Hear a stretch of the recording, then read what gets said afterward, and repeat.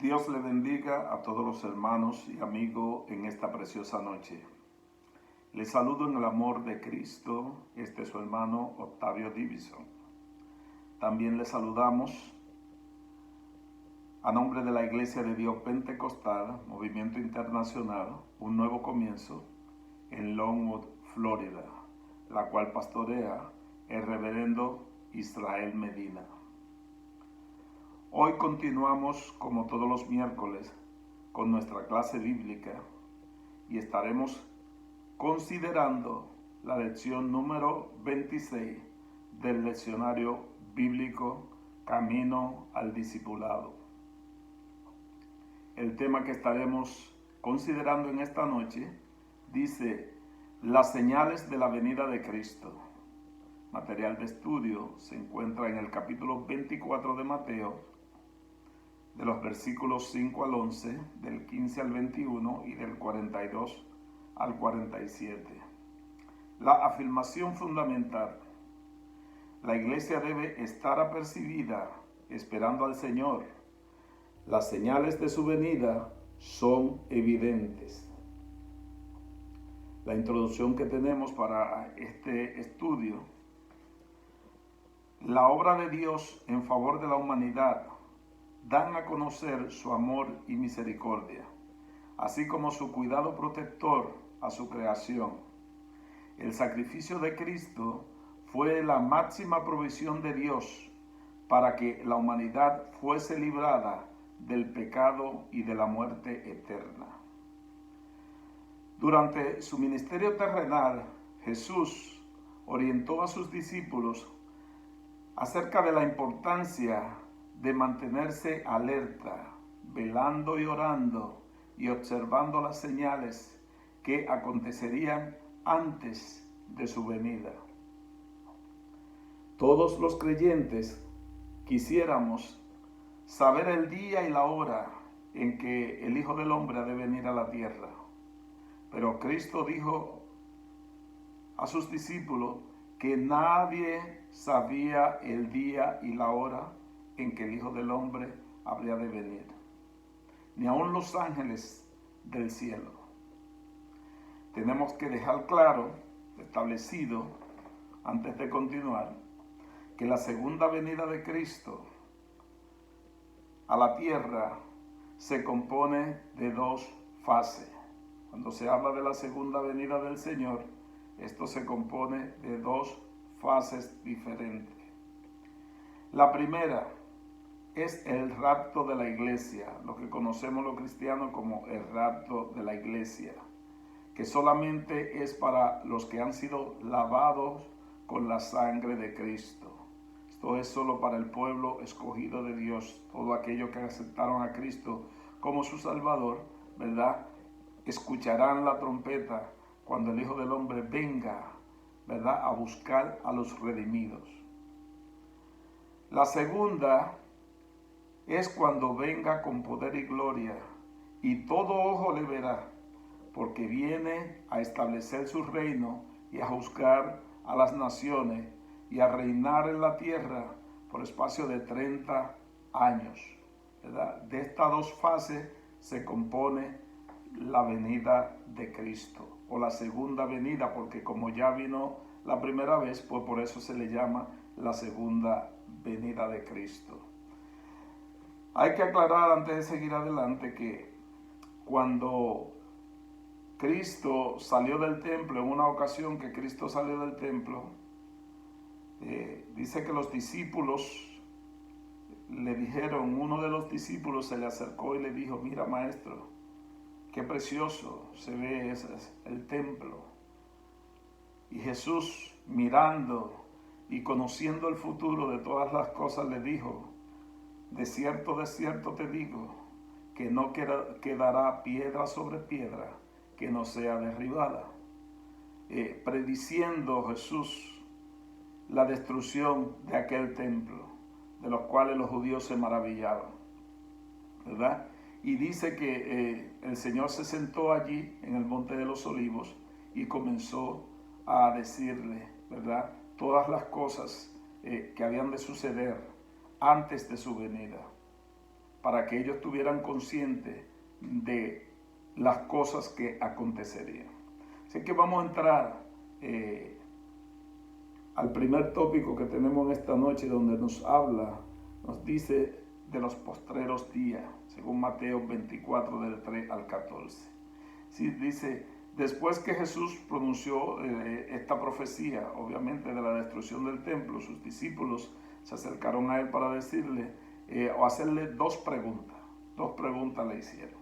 La primera de ellas dice que los discípulos le preguntaron cuándo ocurriría esto de la destrucción del templo, ¿verdad?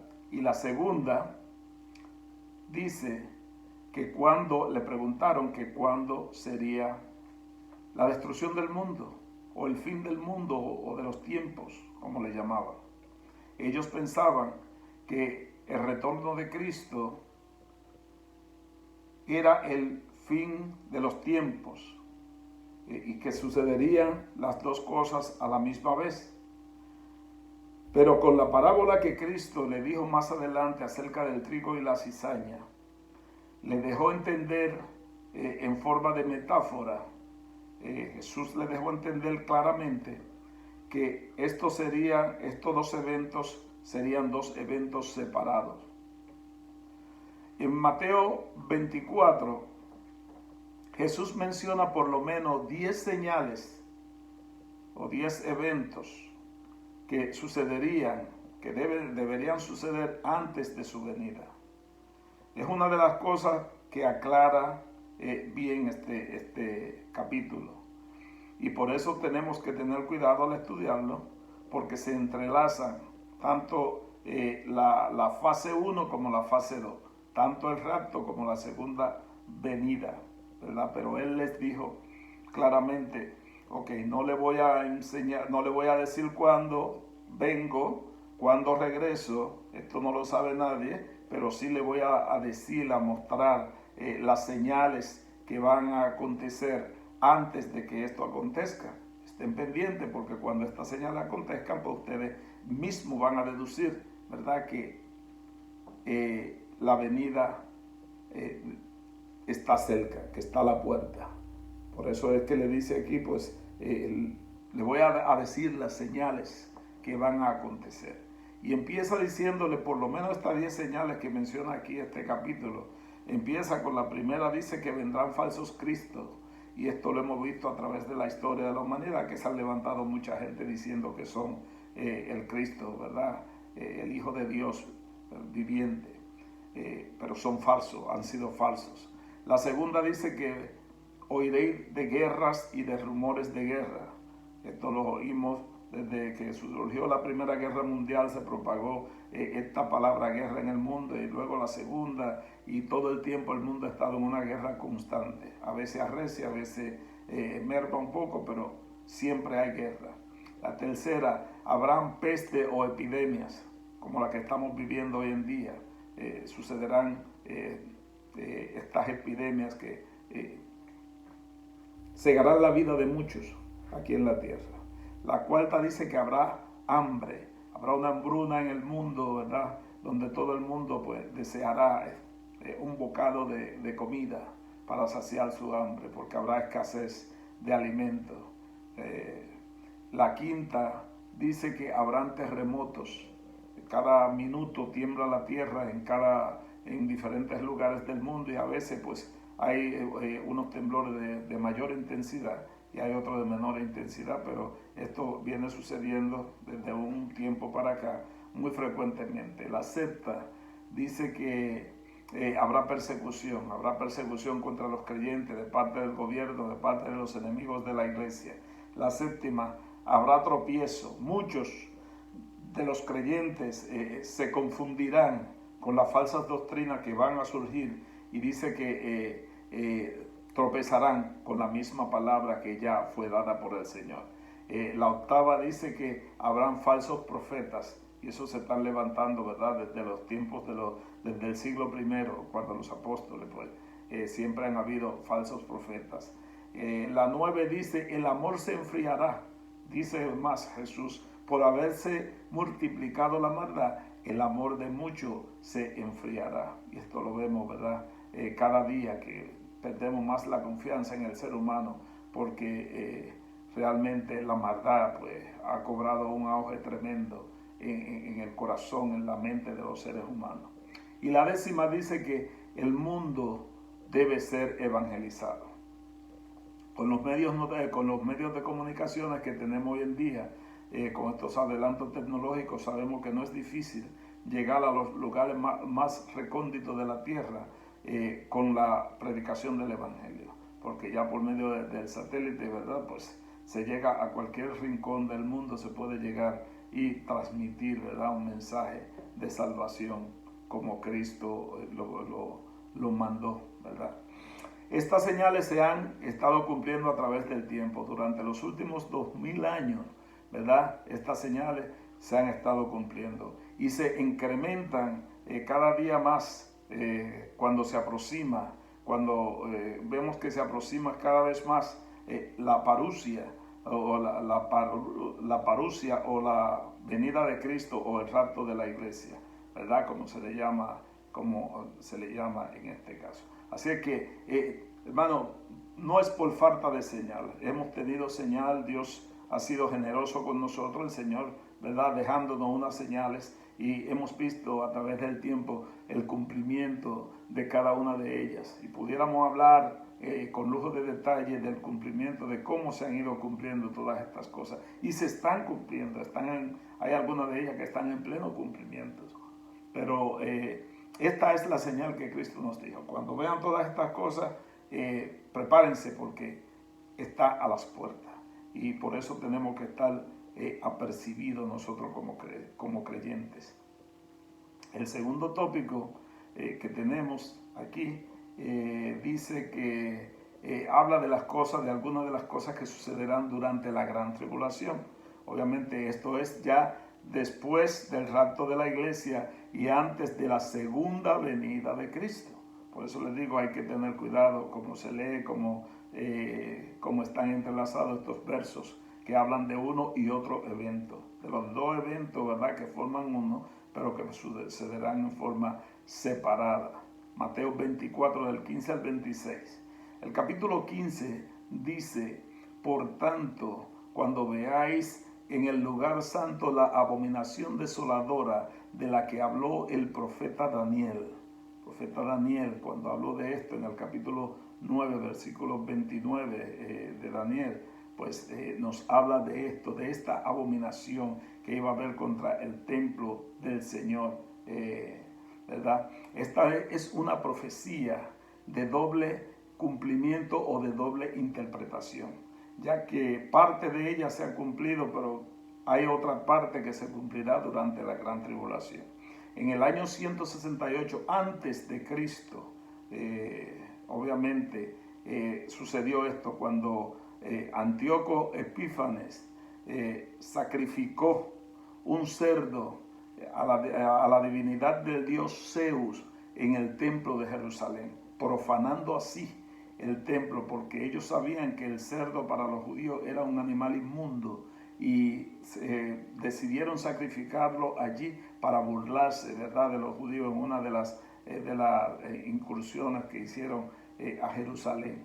Sucedió esto, o sea que profanaron el templo de Jerusalén. Y más adelante, ¿verdad?, más adelante, ya después, en la época cristiana, después que Cristo pronunció este mensaje, en el Monte de los Olivos, dice que en el año 70 de nuestra era, el general Tito, enviado por el emperador romano de ese entonces, de ese tiempo, destruyó el templo de Jerusalén. Y no solamente el templo, sino toda la ciudad fue arruinada. Pero el templo específicamente, pues, fue destruido, ¿verdad? Hasta hoy, pues, no se ha podido construir otro templo allí, porque fue tal y como Cristo lo había dicho: no quedará piedra sobre piedra que no sea destruida, cumpliendo así ¿verdad?, con el cumplimiento en parte de esa profecía de Daniel 9:29. Y cesaron los sacrificios en el templo para siempre, no se ha vuelto a sacrificar allí jamás ningún tipo de animal en el templo de Jerusalén. Esta destrucción ha permanecido hasta hoy, hermano. Hasta hoy, pues, los judíos están esperando tener la oportunidad o que le saquen el obstáculo que hay allí, ¿verdad? Para ellos poder construir el templo que ellos quieren construir nuevamente, el tercer templo al Señor. Por eso se tiene que construir ese tercer templo, que sabemos que ya lo tienen prefabricado, ya están todas las piezas, solamente falta que el lugar se despeje para ellos montar lo que sería el tercer templo ahí en Jerusalén. ¿Cuál sería? Ese templo, ese tercer templo va a ser profanado también para darle cumplimiento a esta profecía de Daniel por el anticristo, donde se sentará el anticristo y exigirá que lo adoren, ¿verdad? Como si fuera Dios. Pues ahí va a haber el cumplimiento completo de Daniel 9:29.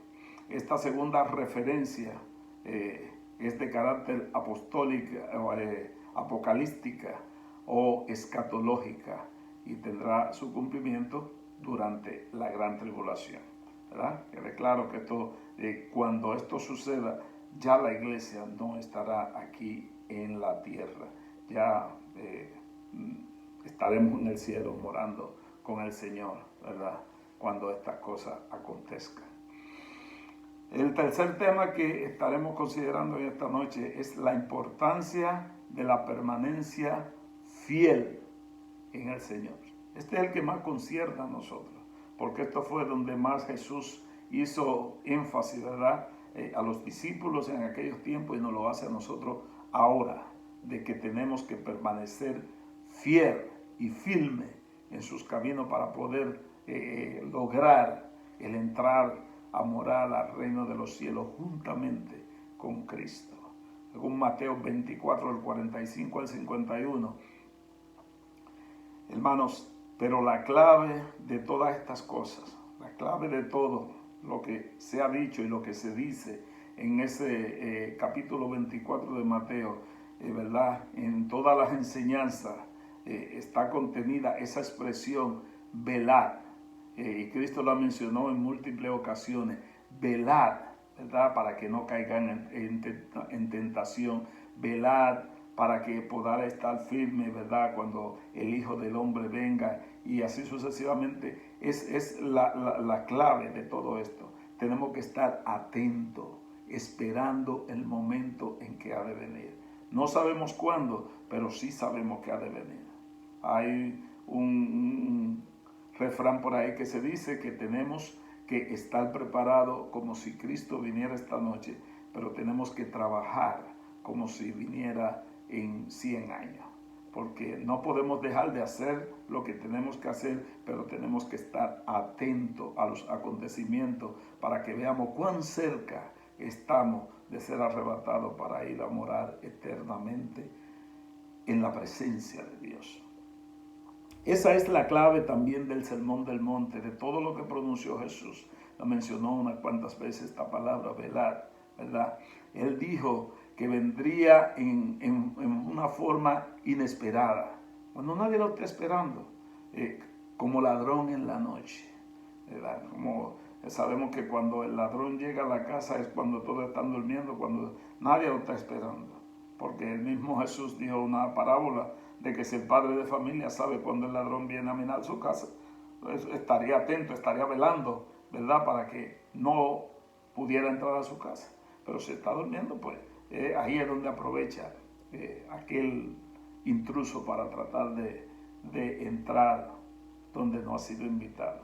Pero nosotros tenemos que velar como aquel ejército de Gedeón cuando fue a tomar agua, que lo hizo con una sola rodilla en el piso y con la espada en la mano. Cogían el agua con una mano y la tomaban, pero con la otra mano tenían la espada en la mano, porque estaban alerta, velando que el enemigo no viniera y lo cogiera sumergido entre el agua o metido entre el agua, y ahí pues lo venciera, ¿verdad? Una señal de cómo el hombre de Dios debe de estar velando las acechanzas del enemigo. En el caso de nosotros es velando, estar atento a los acontecimientos que son los que nos dicen que Cristo está a la puerta. Tenemos que estar apercibidos para que no nos coja de sorpresa. Jesús dijo que tenemos que estar siempre preparados y valorar grandemente nuestra salvación. Ustedes saben que la Biblia dice que ni con todo el oro del mundo se pagaría el precio de nuestra salvación, porque el precio de nuestra salvación fue pagado con la sangre del Hijo de Dios en aquel Calvario. Un siervo fiel es aquel que, aunque su amo no esté presente, se comporta de una forma íntegra y trabaja igual que si su amo estuviera presente. Eso es lo que Dios quiere de nosotros. Y esto fue lo que Cristo le dijo a los discípulos, hablándole de esta parábola de aquel hombre que se fue lejos y dejó a sus siervos encargados. O algunos de ellos pues hicieron fiesta porque el amo no estaba, pero otros de ellos, los íntegros, ¿verdad?, los honestos, hicieron su trabajo como si el amo estuviera presente. O sea que no aprovecharon la oportunidad, sino que actuaron de una forma íntegra. Y esa es una palabra, hermano, que nosotros siempre debemos de tenerla en nuestra mente, ser íntegro delante de Dios, ser hallado íntegro. Íntegro es una persona de una sola pieza, donde no hay variación, donde no hay cambio, siempre es igual. Un carácter, ¿verdad?, que Dios se agrade de ellos y que siempre sea igual delante de Dios, ¿verdad? La fidelidad y confiabilidad emanan de la persona agradecida, de una persona que esté agradecida. Esto te hace ser fiel, ser una persona confiable, que se pueda confiar en ti, ¿verdad? Como que una persona íntegra, que tiene convicciones firmes y sólidas sobre la roca inconmovible que es Jesucristo. Mateo capítulo 24, versículo 46 dice: bienaventurado el siervo que cuando su Señor viniere le encontrare haciendo así. Haciendo así es haciendo lo que se le mandó hacer, haciendo sus deberes, cumpliendo con su responsabilidad, ¿verdad?, ante su amo. Así debemos de ser nosotros los creyentes ante Dios, ¿verdad? No pensar de que el Señor tarda en venir y que podemos hacer o deshacer, no, sino pensar que esta noche, que en cualquier momento Cristo puede venir para cada uno de nosotros, ¿verdad? O sea que la muerte nos sorprenda, o sea que la trompeta suene, puede suceder en cualquier momento. Por eso es importante estar preparado y ser hallado íntegro delante de Dios. Un verdadero creyente no debe experimentar sorpresa o desesperación ante el retorno de Cristo a la tierra. Usted no debe de sorprenderse ni debe de preocuparse cuando le dicen Cristo está a la puerta, las señales se están cumpliendo, cuando vemos las cosas que están sucediendo. ¿Por qué? Porque nosotros estamos esperando ese evento glorioso, ¿verdad? Cuando Cristo venga, porque cuando Él venga viene a llevarnos a morar eternamente con Él. Porque debemos de conocer las señales de su venida, tal y como está escrita en la palabra. Debemos de tener conocimiento de ella para saber que el Señor está a la puerta. Por el contrario, debemos de sentirnos gozosos, debemos de sentirnos contentos, alegres, porque sabemos, ¿verdad?, que la lucha aquí en la tierra va a terminar cuando estemos morando en la presencia del Señor eternamente, ¿verdad? Anteriormente le había mencionado que habían por lo menos 10 señales que acontecerían antes de su venida. Y hemos visto, y si usted la analiza, coge ese capítulo y la analiza, se dará cuenta de que ya casi todas, por no decir todas, han sido cumplidas. Están cumplidas y las que no están ya casi a punto de cumplirse.